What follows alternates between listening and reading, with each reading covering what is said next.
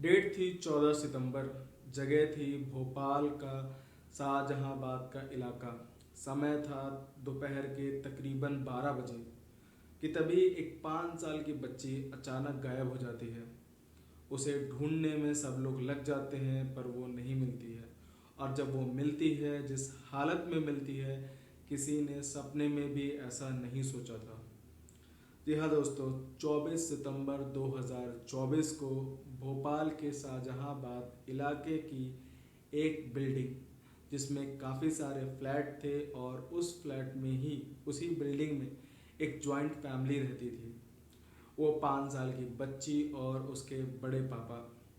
उस 5 साल की बच्ची के जो माता पिता थे वो नीचे वाले फ्लैट में रहते थे और उसी बिल्डिंग में ऊपर वाले फ्लैट में उसके बड़े पापा रहते थे। बच्ची के माता पिता दोनों ही नौकरी करते थे और जब वो नौकरी पर जाते थे तो उस 5 साल की बच्ची को आंगनवाड़ी में छोड़ देते थे। आंगनवाड़ी से छुट्टी होने के बाद वो बच्ची अपनी दादी के साथ रहती थी और वो दादी अपनी उस पोती को लेकर अपने बड़े बेटे के घर पे अपनी बहू के साथ रहती थी।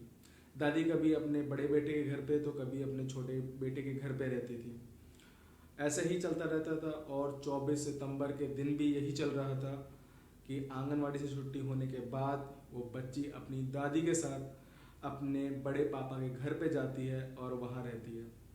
थोड़ी देर बाद वो 5 साल की बच्ची अपनी दादी से कहती है कि शायद वो अपनी एक किताब भूल गई है जिसे लेने वो वापस अपने घर जा रही है। इतना कहने के बाद जब वो बच्ची वापस चली जाती है अपनी किताब लेने के लिए, उसके बाद वो बच्ची वापस नहीं आती है। काफ़ी समय बीत जाने के बाद भी जब वो बच्ची किताब लेके वापस नहीं आती है तो दादी परेशान हो जाती है। वो खुद नीचे जाती है और चेक करती है। जब वो चेक करती है तो पता चलता है कि उस फ्लैट में तो ताला लगा हुआ है। इसके बाद दादी परेशान होकर अपनी पोती को आवाज़ लगाने लग जाती है, लेकिन पोती उनकी आवाज़ नहीं सुनती है। इसके बाद उस दादी का जो बड़ा बेटा रहता है, उसकी बहू और वो लोग भी बच्ची को ढूंढने में लग जाते हैं, लेकिन इसके बावजूद बच्ची नहीं मिलती है। फिर बच्ची के माता पिता को बुलाया जाता है। बच्ची के माता पिता अपना काम छोड़ कर आते हैं और उसको ढूंढने में लग जाते हैं। इसके साथ ही साथ आस पड़ोस के लोग भी उस बच्ची को ढूंढने में लग जाते हैं, लेकिन उस बच्ची का नामो निशान नहीं मिलता। इतना ढूंढने के बाद भी जब वो बच्चे का कोई अता पता नहीं चलता है, तब माता पिता पुलिस में कंप्लेन दर्ज करवाते हैं। पुलिस को जब इस बात की भनक लगती है तो पुलिस भी ढूंढने में लग जाती है। जब ये बात पुलिस के उच्च अधिकारियों को पता चलती है तो वो फौरन 5 थानों की पुलिस को इस काम में लगा देते हैं, जिसमें 100 से ज़्यादा पुलिस वाले तकरीबन 1000 फ्लैट की सर्चिंग करते हैं। पुलिस वाले उस बिल्डिंग के सीसीटीवी कैमरा को खंगालते हैं, जिसमें बच्ची फ्लैट से बाहर आते हुए तो दिखाई देती है, लेकिन उस बिल्डिंग से बाहर जाते हुए नहीं दिखाई देती है। असल में होता यह है कि जिस दिन वो बच्ची लापता होती है, मतलब 24 सितंबर को, उस दिन उस बिल्डिंग में फॉगिंग वाले आए हुए होते हैं।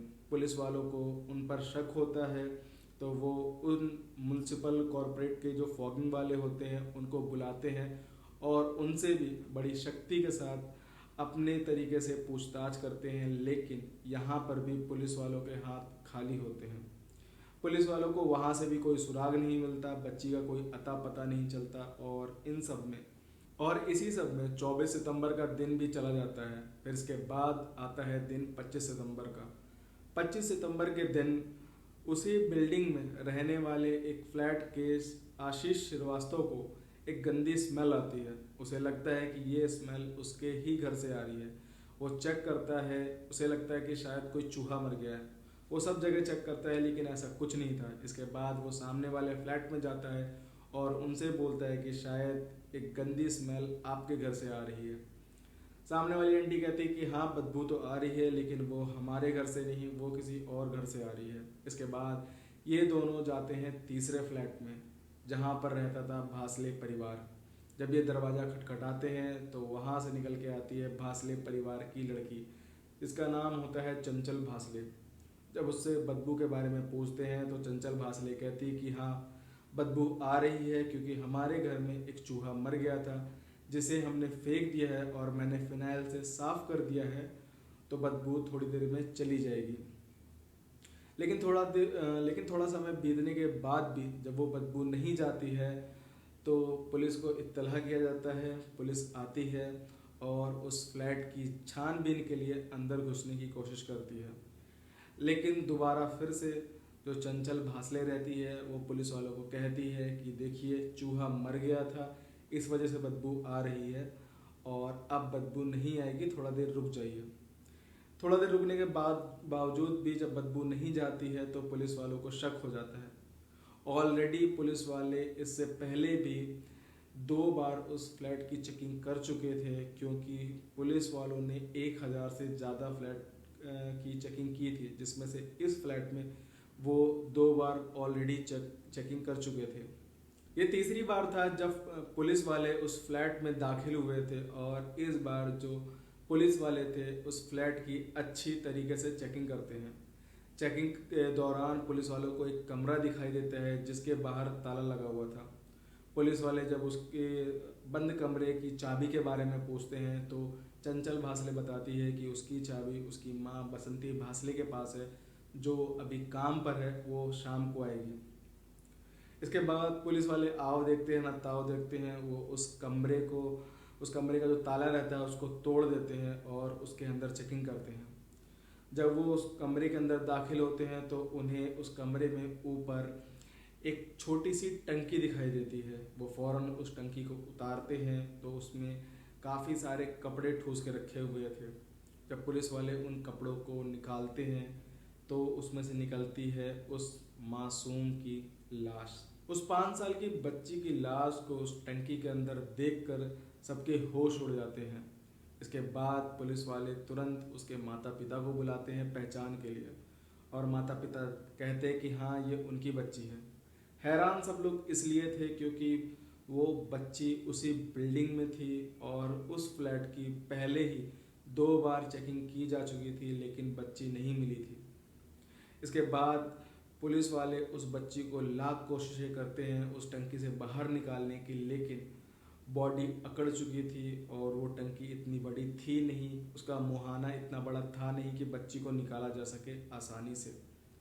इसके बाद पुलिस वाले उस बच्ची को उस टंकी सहित हॉस्पिटल लेके जाते हैं और जहाँ पर पहले उस टंकी को काटा जाता है उसके बाद बच्ची की बॉडी को बाहर निकाला जाता है। बॉडी को टंकी से बाहर निकालने के बाद अब उसका पोस्टमार्टम किया जाता है, जिसमें पता चलता है कि बच्ची के साथ रेप भी किया गया था। इसके बाद पुलिस वाले भासले परिवार को पकड़ते हैं, जिसमें चंचल भासले उस घर की बेटी, बसंती भासले उस घर की माँ और अतुल भासले जो मेन आरोपी था, इन तीनों को ही पकड़ा जाता है।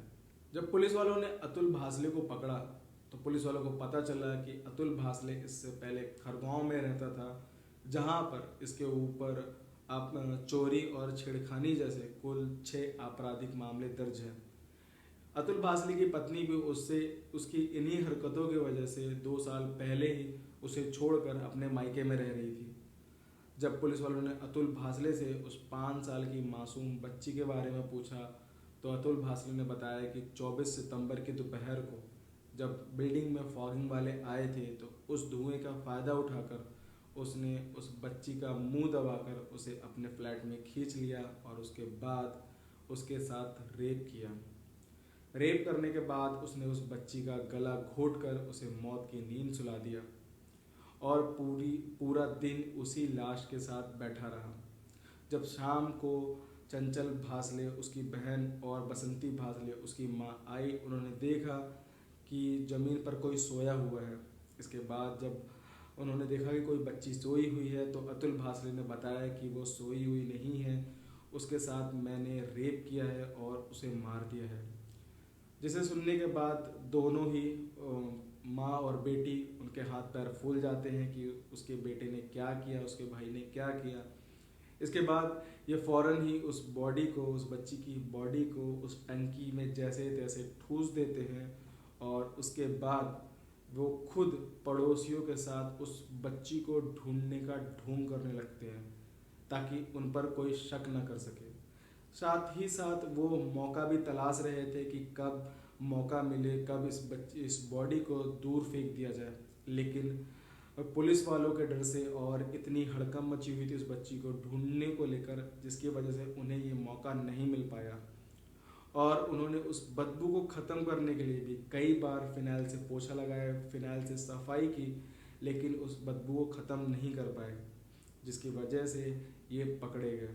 तीनों के पकड़े जाने के बाद अब इनके ऊपर फैसला सुनाना रह गया था, जिसमें पुलिस प्रशासन और अदालत को कुल 5 महीने 24 दिन का समय लगा, जिसमें जो अतुल भासले था उसके ऊपर रेप, मर्डर और किडनैपिंग के चार्जेस लगे, और उसकी बहन चंचल भासले और माँ बसंती भासले के ऊपर जो जुल्म है उसको छुपाने के चार्जेस लगे, जिसमें जो अतुल भासले था उसको जज ने 3 बार मौत की सज़ा सुनाई, और इसकी बहन चंचल भासले और माँ बसंती भासले को जुल्म छुपाने के चार्जेस में 2-2 साल की सज़ाएं सुनाई। कैसी लगी ये वीडियो कमेंट सेक्शन में ज़रूर बताइएगा, और इसी तरीके की कहानी से जुड़े रहने के लिए हमारे चैनल को सब्सक्राइब ज़रूर कीजिएगा। मिलते हैं अगले हफ्ते एक और ऐसी सच्ची कहानी के साथ। तब तक के लिए अपने बच्चों का रखिए ख्याल, क्या पता कोई अतुल भासले आपके ही पड़ोस में रह रहा हो।